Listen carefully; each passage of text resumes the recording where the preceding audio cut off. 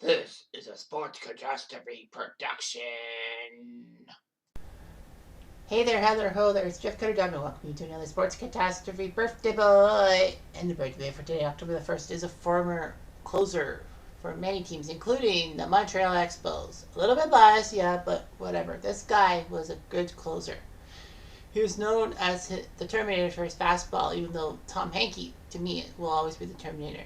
This guy was actually the saves leader and broke the record in 92, but was broken the following season, and now is 11th in saves. His name is Jeff Reardon. He is now 68 years old. Reardon was actually drafted by the Expos out of high school, but he didn't want to sign. He wanted to play college ball, so he went to UMass. And, well, he was undrafted, and the Mets gave him a minor league contract. So, he decided to sign the contract and go to Single A. He went through the farm system and doing pretty well for himself. He would play with the Mets in 1979 and would stay in the majors the rest of his career. For a few seasons, he was a Met pitcher. He was just a middle reliever. But the Expos, midway through the 81 season, picked him up for Ellis Valentine. This was a big move because Ellis Valentine unfortunately had an injury and lost his speed and basically turned to cocaine and drugs as a way to escape. And Valentine didn't work out so well for Montreal or the Mets. But the Mets made Reardon a very good time.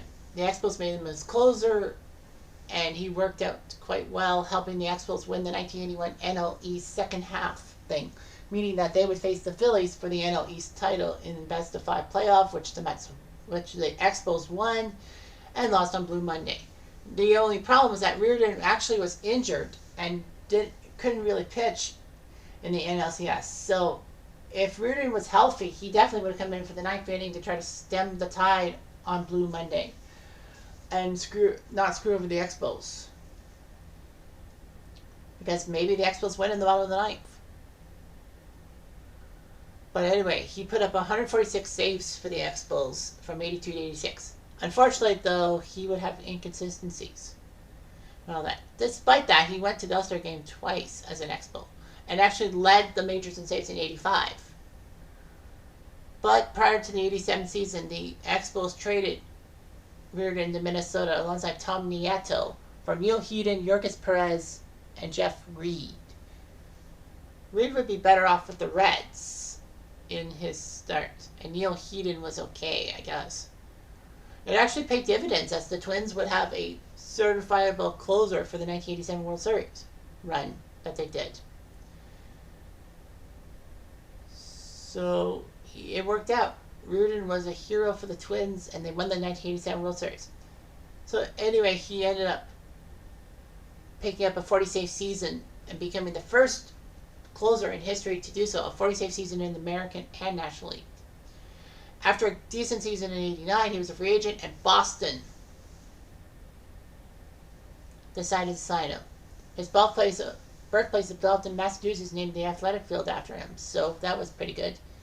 Unfortunately, Reardon was not effective as a closer much for the 90 Red Sox, despite the fact the Red Sox did win the division over the Blue Jays. He picked up another 40-save season in 91, and he looked pretty good. And in 92, he became the all-time saves leader, breaking Willie Finger's long-standing mark. Later on, Boston, being out of the playoff picture, decided to trade him to Atlanta, who was pretty much in the race for the playoffs, for a couple of unknowns. And it worked. Reardon was the closer Atlanta needed, and all that, to win the NL West and to win the NLCS against Pittsburgh thanks to Sid Slid. And I will talk about that later this month. But as is, Reardon unfortunately had the Jekyll and Hyde. Jekyll, he was decent as a saves guy, but the Hyde part was the 92 World Series. Game 2, pitching at Ed Sprague, who was pinch hitting. He hit the home run to make it 5-4 Blue Jays, and then Jays won Game 2. And then Reardon was the guy who gave up the winning hit to Candy Maldonado in Game 3. So Reardon was basically booed out of Atlanta. Free agency happened in Cincinnati after thinking about it, decided to sign him, but not as a closer because Rob Dibble was still around. So they made him the setup guy. He didn't really do too well in his 1 year with Cincy. He was given a chance with the Yankees and signed free agency in '94. But after giving up 17 hits in 11 games and an ERA of 8 plus, he actually retired. It would have been sad. It was sad because the Yankees, if the '94 season happened, they might have won to the World Series. He might have gotten a chance at the World Series. But anyway, yeah. So, of course, he lost his save record to Lee Smith. So, anyway.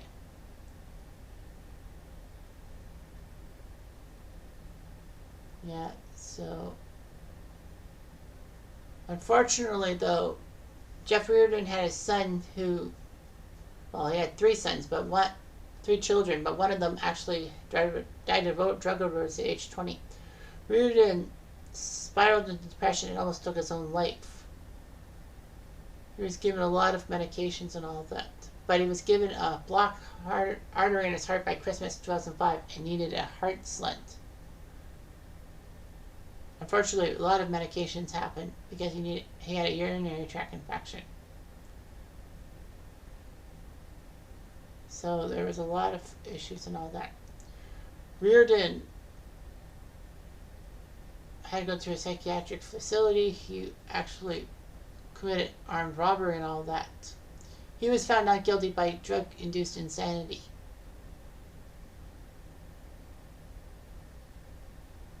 Fortunately, Reardon was not required to be committed after the ruling. However, after Reardon did a foundation and changed the name to help those struggling with addiction. So Reardon really, it would have been a very sad tale about Jeff Reardon taking his own life. But fortunately, though, he didn't. So there's that. So yeah, Jeff Reardon was a pretty good closer for the Expos. And oh, what if he was healthy on Blue Monday? We'll never know. Anyway, I'm Jeff Diamond.